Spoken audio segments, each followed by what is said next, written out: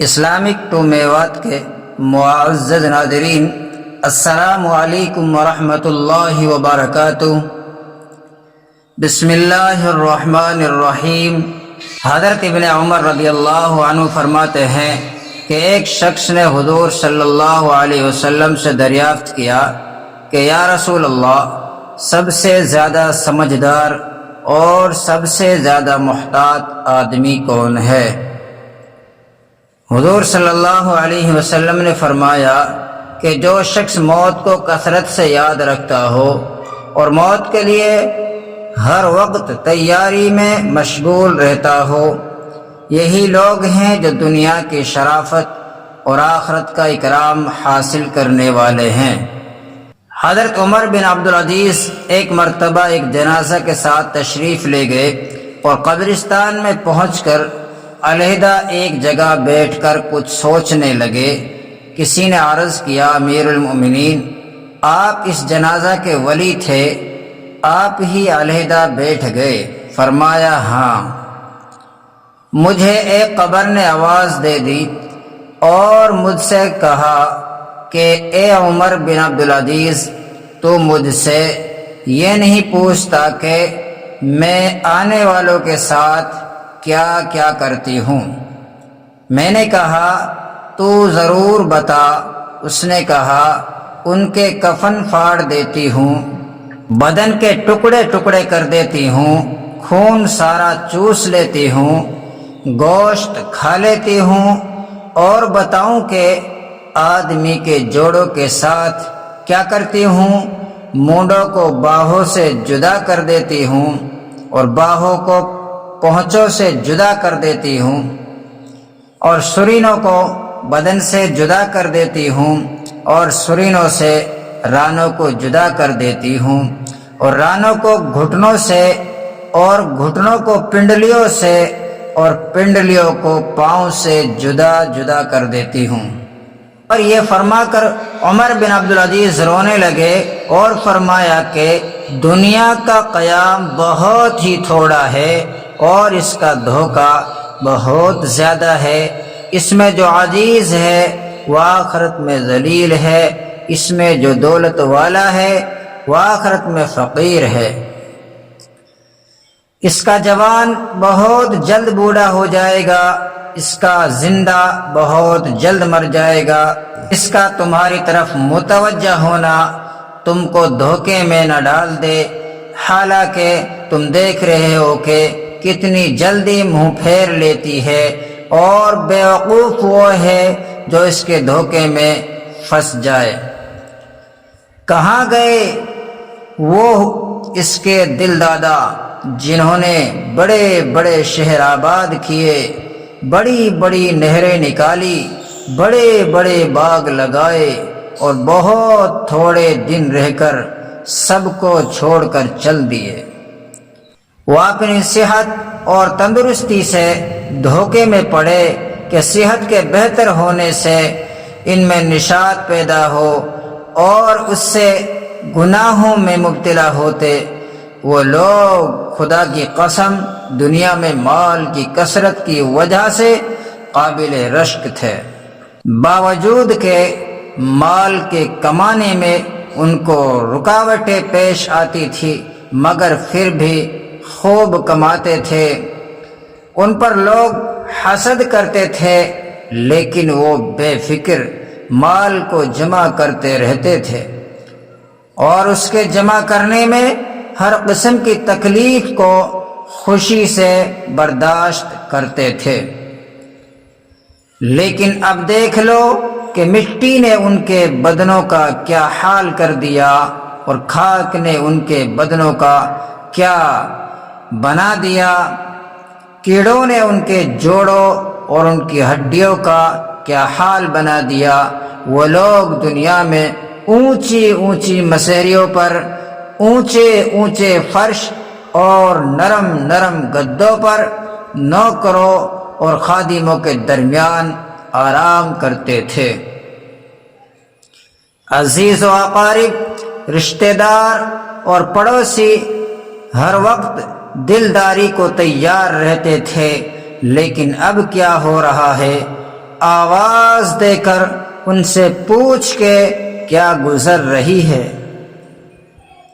غریب امیر سب ایک میدان میں پڑے ہوئے ہیں، ان کے مالداروں سے پوچھ کے اس کے مال نے کیا کام دیا، ان کے فقیر سے پوچھ کے اس کے فقر نے کیا نقصان دیا، ان کی زبان کا حال پوچھ کے جو بہت چہکتی تھی، ان کی آنکھوں کو دیکھ جو ہر طرف دیکھتی تھی، ان کی نرم نرم کھالوں کا حال دریافت کر ان کے خوبصورت اور دل ربا چہروں کا حال پوچھ کیا ہوا، ان کے نازک بدن کو معلوم کر کہاں گیا، اور کیڑوں نے ان سب کا کیا حشر بنایا، ان کے رنگ کالے کر دیے، ان کا گوشت کھا لیا، ان کے منہ پر مٹی ڈال دی، اعضاء کو الگ الگ کر دیا، جوڑوں کو توڑ دیا،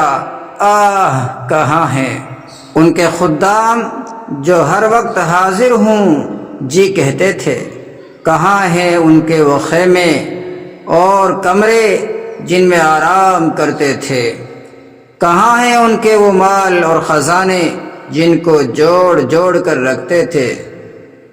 ان حشموں خادموں نے ان کو قبر میں کھانے کے لیے کوئی توشہ بھی نہ دیا، اور اس کی قبر میں کوئی بستر بھی نہ بچھا دیا، کوئی تکیہ بھی نہ رکھ دیا، زمین ہی پر ڈال دیا، کوئی درخت پھول پھلواری بھی نہ لگا دی، آہ اب وہ بالکل اکیلے پڑے ہیں، اندھیرے میں پڑے ہیں، ان کے لیے اب رات دن برابر ہیں، اور دوستوں سے مل نہیں سکتے، کسی کو اپنے پاس بلا نہیں سکتے، کتنے نازک بدن مرد نازک بدن عورتیں ہیں، آج ان کے بدن پوشیدہ ہیں، ان کے اعضاء ایک دوسرے سے جدا ہیں، آنکھیں نکل کر منہ پر گر گئی، گردن جدا ہوئی پڑی ہے، منہ میں پانی پیپ وغیرہ بھرا ہوا ہے، اور سارے بدن میں کیڑے چل رہے ہیں،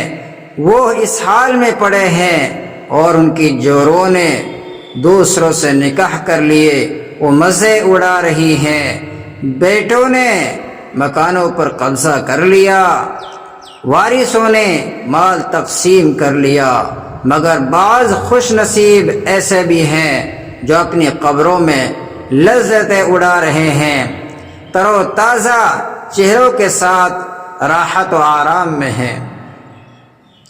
لیکن یہی لوگ ہیں جنہوں نے اس دھوکے کے گھر میں اس گھر کو یاد رکھا، اس کی امیدوں سے اس کی امیدوں کو مقدم کیا، اور اپنے لیے توشہ جمع کر دیا، اور اپنے پہنچنے سے پہلے اپنے جانے کا سامان کر دیا۔ اے وہ شخص جو کل کو قبر میں ضرور جائے گا، تجھے اس دنیا کے ساتھ آخر کس چیز نے دھوکے میں ڈال رکھا ہے؟ کیا تجھے یہ امید ہے کہ یہ کمبخت دنیا تیرے ساتھ رہے گی؟ کیا تجھے یہ امید ہے تو اس کوچ کے گھر میں ہمیشہ رہے گا؟ تجھے یہ وسیع مکان، تیرے باغوں کے پکے ہوئے پھل، تیرے نرم بسترے، گرمی سردی کے جوڑے، یہ سب کے سب ایک دم رکھے رہ جائیں گے۔ جب ملک الموت آ کر مسلط ہو جائے گی، کوئی چیز اس کو نہ ہٹا سکے گی، پسینوں پر پسینے آنے لگیں گے، پیاس کی شدت بڑھ جائے گی، اور جان کنی کی سختی میں کروٹیں بدلتا رہ جائے گا۔ افسوس صد افسوس، اے وہ شخص جو آج مرتے وقت اپنے بھائی کی آنکھ بند کر رہا ہے، اپنے بیٹے کی آنکھ بند کر رہا ہے، اپنے باپ کی آنکھ بند کر رہا ہے، ان میں سے کسی کو نہلا رہا ہے، کسی کو کفن دے رہا ہے، کسی کے جنازے کے ساتھ جا رہا ہے، کسی کو قبر کے گڑھے میں ڈال رہا ہے۔ کل کو تجھے بھی یہ سب کچھ پیش آنا ہے۔ اور بھی اس قسم کی باتیں فرمائی۔ پھر 2 شعر پڑھے جن کا ترجمہ یہ ہے کہ آدمی ایسی چیز کے ساتھ خوش ہوتا ہے جو عنقریب فنا ہونے والی ہے، اور لمبی لمبی آرزوؤں اور دنیا کی امیدوں میں مشغول رہتا ہے۔ ارے بیوقوف، خواب کی لذتوں سے دھوکے میں نہیں پڑا کرتے۔ تیرا دن سارا غفلت میں گزرتا ہے اور تیری رات سونے میں گزرتی ہے، اور موت اوپر سوار ہے۔ آج تو وہ کام کر رہا ہے کہ کل کو ان پر رنج کرے گا۔ دنیا میں چوپائے اسی طرح زندگی گزارتے ہیں جس طرح تو گزار رہا ہے۔ کہتے ہیں اس واقعہ کے بعد 1 ہفتہ بھی نہ گزرا تھا کہ حضرت عمر بن عبدالعزیز کا وصال ہو گیا۔ حضور صلی اللہ علیہ وسلم کا ارشاد ہے کہ 4 چیزیں بدبختی کی علامت ہیں۔ نمبر 1، آنکھ کا خشک ہونا کہ اپنے گناہ اور آخرت کی کسی بات پر رونا ہی نہ آئے۔ نمبر 2، دل کا سخت ہونا۔ نمبر 3، امیدوں کا طویل ہونا۔ نمبر 4، اور دنیا کے حرص۔ اگر آپ کو میری ویڈیو اچھی لگی ہو تو میرے اس چینل اسلامک 2 میوات کو سبسکرائب کر دیں اور بیل کے آئیکن کو دبا دیں تاکہ مزید آنے والی ویڈیو آپ کو بر وقت مل سکے۔ شکریہ۔